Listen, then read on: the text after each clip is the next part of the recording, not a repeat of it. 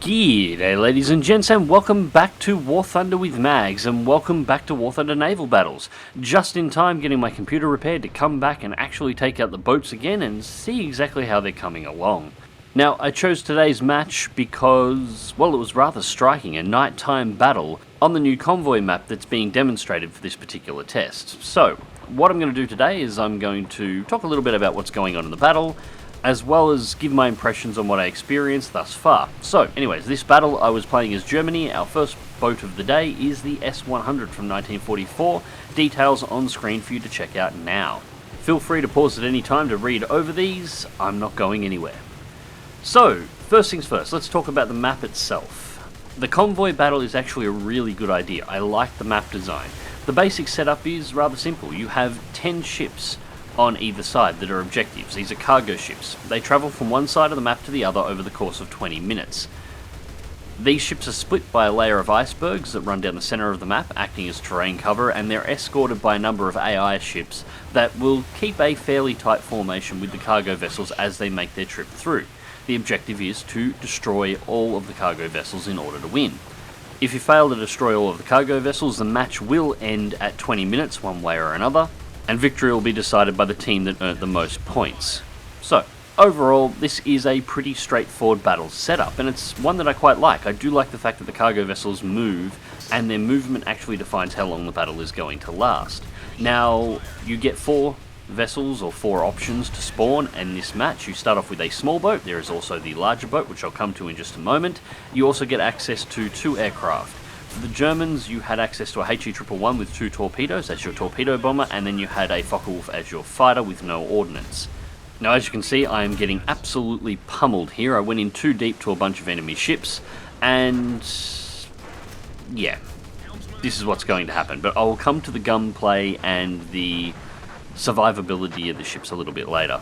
Anyways, the important thing to keep in mind is that all of the boats that were available for this particular match were equipped with torpedoes. And, well, speaking of torpedoes, my rudder's out and my engine's out, so there was absolutely nothing I can do there. So, on to our next boat, or I should say ship. This one is just about big enough to be classified as a ship at 375 tons. This is the MZ-1. Again, details are on screen right now. Pause if you want to read them. And this ship and its counter ship for the Russians were really what this test was all about, putting a larger ship into the mix. Now, as you can see, this thing carries a phenomenal amount of firepower and is capable of taking quite a lot of damage, but it's actually in many ways even more vulnerable than the smaller boat. But again, we'll come back to that. So, back to the gameplay side of things. Important thing to remember is that all of the ships are armed with torpedoes, forward-firing torpedoes. The torpedoes have a range that's long enough that if you are just on your team's side of the icebergs, you can effectively fire the torpedoes through and hit the cargo ships straight through the line, which made for an interesting little game of rush up, deploy the torpedoes, and then pull back as quickly as possible. Something that I noticed a lot of people didn't do, but the smart teams that played that way were the only teams that actually managed to take out all the cargo ships. Outside of that, it largely turned into a deathmatch, but I think it came down to more of a case of people not understanding the opportunities that were available within the match, rather than anything that was wrong with the map's design itself. I did like, as I said, this particular match's setup. And of course, like any well-designed mission, there would be a counter to it. You earn so many points in this game mode that you effectively can deploy ships for an unlimited period of time. There is no limitation to how many times you can bring a ship out, or at least none that I actually found. So, once again, the smart teams who saw their opposing team rushing up and releasing torpedoes at the icebergs towards the cargo ships would actually sacrifice their boats, just drive their boats in front of the torpedoes to prevent the torpedoes from making it through. Just bringing 1 or 2 ships out on this match and engaging in combat like what you see here earned me points in the thousands, with the deployment costs of the ship only being in hundreds. So I never ever had to worry about running out of points for particular spawns. So throwing your ship in front of a couple of torpedoes to save a cargo ship and defend an objective, perfectly fine, and in fact the smart move to do. And that was a really bad torp drop there. But anyways, as I was saying, I like the map design, I like the idea of the moving cargo fleets, I like the objective layout, and I liked how you could play with the torpedoes, and using the torpedoes is actually quite fun to do as well. So, all in all, that side of things was perfectly good, and does do a decent job of representing what PT boats and small coastal destroyers actually did in World War II, so that's cool. So, what didn't I like? Well, unfortunately, it mostly comes down to the boats themselves and the way they operate. As I'm sure you've noticed so far, the gunplay is not interesting. It's still pretty much the same thing as it was in the very first test, the very first video that I covered on War Thunder Naval battles, and it hasn't changed. They have introduced a large random rocking motion to the ships themselves, or it's not entirely random, it depends on where you are on the map, the waves, also whether or not you're turning the ship. You can get a really nasty rock going on, and as you'll see, the guns just skip off into the sky and you've got to wait for them to come back. But more than anything, I found this annoying than actually being an interesting way of trying to spice up the gunplay mechanics. And while the ships themselves do definitely have positions that are worth hitting more than anything else, the most effective way to shut down a ship is still just aim at the bow, and as you start firing, make your way down to the stern. The idea being to do as much damage across the ship total as you can, because it will disable the maximum amount of systems. And currently the damage modeling for the ships means that if you manage to do enough damage to any ship in the game, regardless of what it is, you will eventually get to a point where you break its ability to repair itself. More than once I found myself in a ship that had just won a 3-on-1 engagement that couldn't actually repair its own engines or its own rudder anymore, so it was just floating there, and the only option was to J out and deploy another ship. Now, while that is most certainly an option, it's a rather underwhelming one from a gameplay standpoint. You've just gone into a fight where you're absolutely at a disadvantage, and you've managed to win, and then you have to suicide if you want to continue playing. There is no escape option for you at that time. So effectively, the gun combat between ships is still put the cursor on the ship and hold the trigger until the ship goes away, with now the added test of having to encounter large waves where you may need to wait till your guns stabilise in order to be able to continue left clicking until the ship goes away. And unfortunately, I'm not entirely sure how Gaiden's going to do anything about that either. The major problem is with all these small fleet boats is that they were all relatively unarmoured, including the bigger ones, which we'll get to in a moment, but they all had extremely high caliber weaponry for their size. To give you an example, if you go back to the S100, the first boat that I showed the stats for, its citadel armour is 12mm. The ships you're fighting against are armed with 20mm, 37mm and occasionally 88mm cannons. 12mm is nothing. The same goes for the MZ1. It's got 12mm of fire tower armour. Same guns. The armour is meaningless.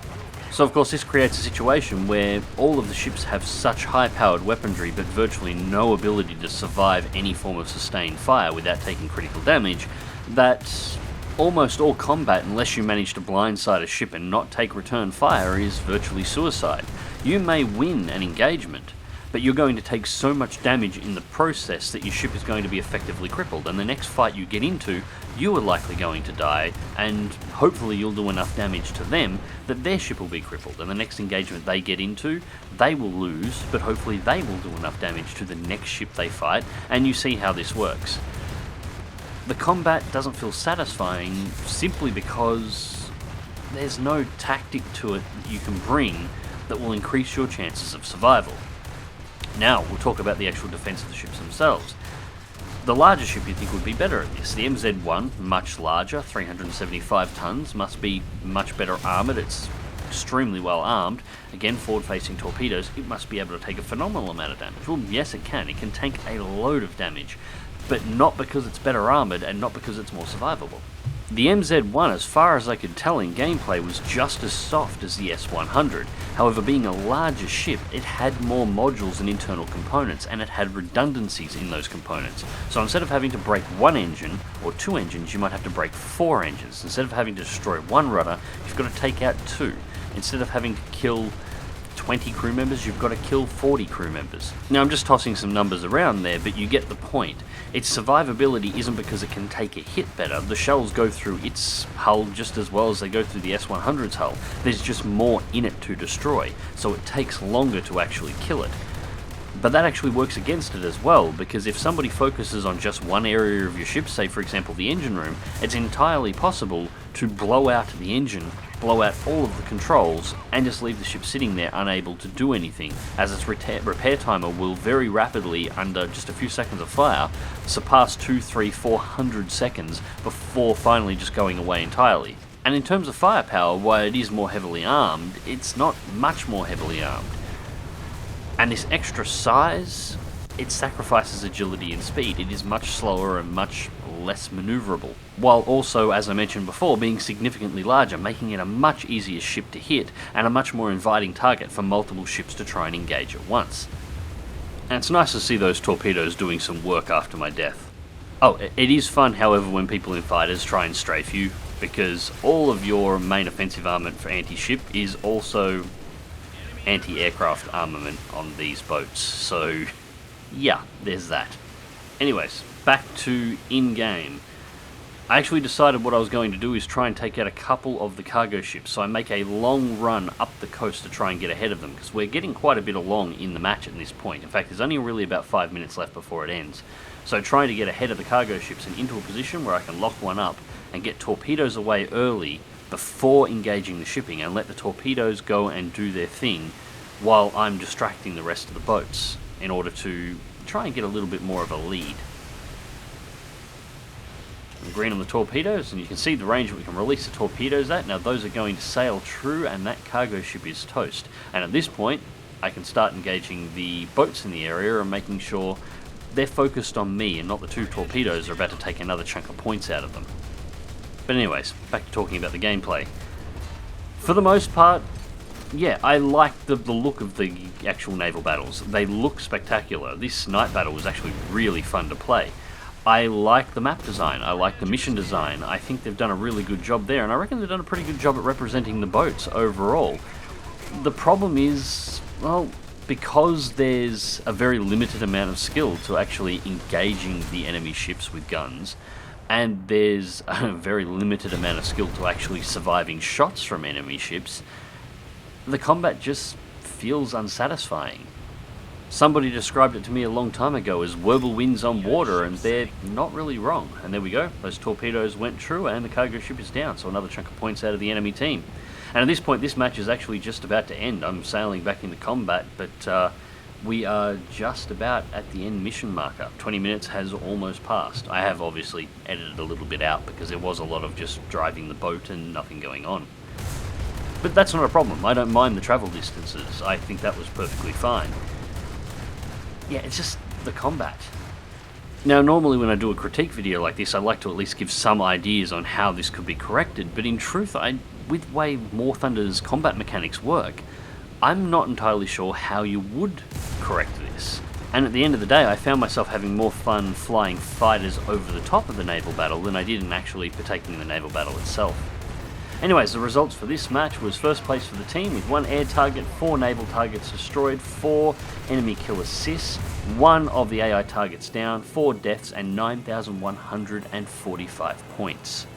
And it should also be noted that at the time of the mission end, I also had over 6,000 spawn points available, when the ships themselves were only a couple of hundred points each to put into combat. Anyways, ladies and gents, I hope you enjoyed the video. Thank you very much for watching. Let me know in the comment section down below what you think of War Thunder Naval battles at the moment. Do you have a similar opinion to mine, or do you have quite a different look? I'd be really interested to know. Anybody who has any ideas on what Gaijin could potentially do in order to spice up the combat itself, also drop a comment down below. And until next time, ladies and gentlemen, click that like button, subscribe if you want to see more, fly smart, fly safe, and I'll catch you in the skies.